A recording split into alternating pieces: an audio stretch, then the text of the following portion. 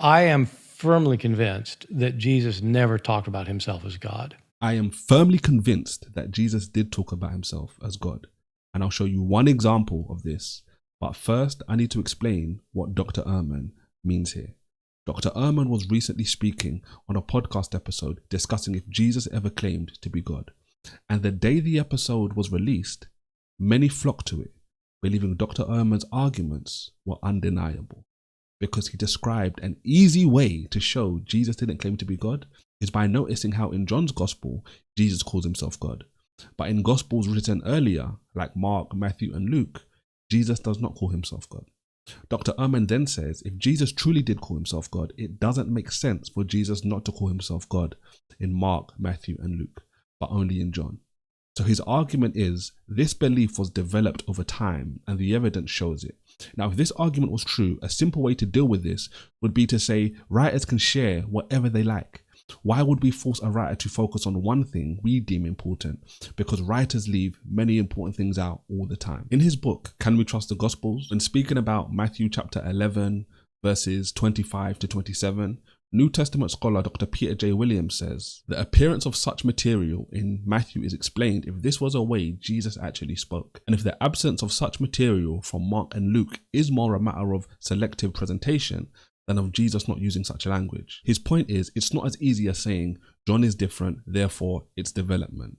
It can simply be Mark, Matthew, and Luke did not want to mention these things as much as John did. Notice though, in this argument, Dr. Ehrman is not saying Mark, Matthew, or Luke did not present Jesus as God. And this shows the change in argument we've started to hear as Christians over the years. People used to say only John's gospel presents Jesus as God. And when it was shown clearly that Mark, Matthew, and Luke do too, the argument is now changing to Jesus in those three gospels never said he was God. Now, there are several examples in the three gospels where Jesus says he is God, which I believe are truly Easter egg moments. An Easter egg describes hidden details left in by an author, like a message preparing you for something or reminding you of something previously, designed to give anyone who's wise enough to catch it more than everybody else.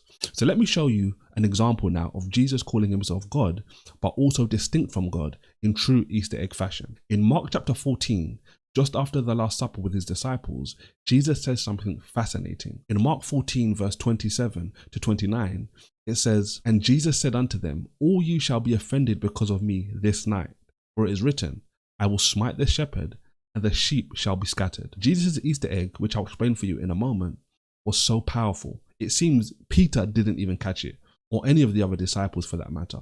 Because in verse 31, when you read it, it says, they all said that they wouldn't deny him, which suggests to us they didn't fully see at this point what Jesus was doing here. Now you might think, what's so special about this? Is this really a strong passage? So after explaining this passage to you, I'll share something before the end of today's video that Jews did, which also highlights you shouldn't overlook a passage like this. So Jesus was using an Old Testament passage here to prepare the disciples for his incoming death and the fact that they would betray him. But by quoting this, he was also claiming to be equal with God, meaning he is God at the same time. But you will only understand this if you know what he's quoting. Jesus was quoting from the prophet Zechariah here, chapter 13, verse 7. This verse says, awake, O sword, against my shepherd, and against the man, my fellow, says the Lord of hosts. Smite the shepherd, and the sheep shall be scattered. And I will turn mine hand upon the little ones. God is speaking in this verse and says the sword should awake against his shepherd. This is judgment being placed on the shepherd here. Now, Jesus obviously is saying he is the shepherd here by the context clearly. But what God says next in the verse is startling. He says, this shepherd is a man, which Jesus was. But then God says the man is his fellow. Different translations use words like my associate, the man near to me or close to me, my partner, fellow citizen, and so forth. And when speaking about this verse, Jewish scholar Dr. Arnold Fruchtenbaum says, the Hebrew word translated either as fellow or associate is a word that literally means my equal. Thus, the verse literally reads, awake, O sword, against my shepherd, and against the man, emphasizing his humanity, that is my equal, says Jehovah of hosts. He continues, this man is God's equal, and God's equal must be God himself. It gets better though, because when you actually track usage of this word in Zechariah in the rest of the Bible, it is only used in the third book in the Bible, Leviticus, and is always describing somebody distinct from the person, but of the same nature or essence. Suddenly passages in Isaiah, when God is asking who is like him and who is comparable to him, take on a deeper meaning when we understand what is going on. Jesus here called himself the shepherd in Zechariah 13, who is fellow, neighbor, associate to God, meaning equal to God, which is God, who would be struck down by God's command.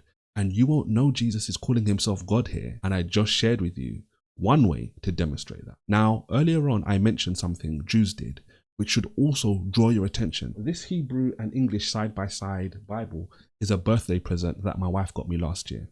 I just went to double check my copy because I'd never checked this verse in it, but the same thing I'm about to show you appears in this as well. When you check this verse in recent editions from the Jewish Publication Society, something stands out immediately. This is from popular Jewish website safaria.org. It's this Hebrew word right here which is so significant. But if you notice this footnote right here over the word flock here, when you click on it, it says meaning of Hebrew is uncertain. But what's so uncertain about this word? The word is easily translated or understood in Leviticus. But because God is the one speaking and being mentioned here, God for some reason cannot have a man associated to him in this way. And the word is described here as uncertain in meaning. But in their previous editions, going back to 1917, they translated it as the man that is near to me with no problem. So what changed? If this was helpful for you, don't forget to like the video and subscribe for all types of videos about the Bible, helping you win with the word, as I like to say. God bless, winners.